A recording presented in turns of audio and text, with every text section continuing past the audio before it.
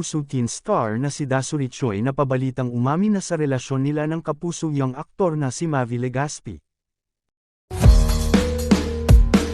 Matatandaan itong mga nakaraan araw lang, mainit na pinag-usapan sa social media ang paghihiwalay nila Kylin Alcantara at Mavi Legaspi nang dahil umano sa third party.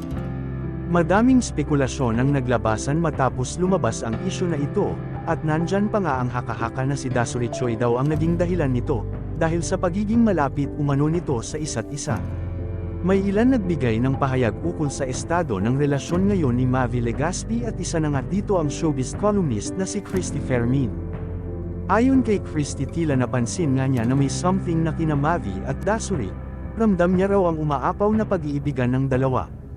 Ayon naman sa mga netizens na nag-cheat daw umano si Mavi kay Kylin kaya daw nauwi sa hiwalayan ang relasyon ng dalawa. Matatandaan kamakailan ay nagsalita si Mavi sa publiko, anya, masaya na ang puso ko ngayon. Sana maging masaya na din ang puso mo, mensahe umano ng aktor sa aktres. Ngunit sa kabila naman nito ay madami naman nakaabang sa pagsasalita ni Dasuri Choi sa publiko, patungkol sa relasyon nila ni Mavi Legaspi. Ayon sa mga ito ay wala ng dahilan pa, para itago pa ang relasyon nilang dalawa, dahil alam naman ng lahat na may namumuo ng pagmamahalan sa mga ito.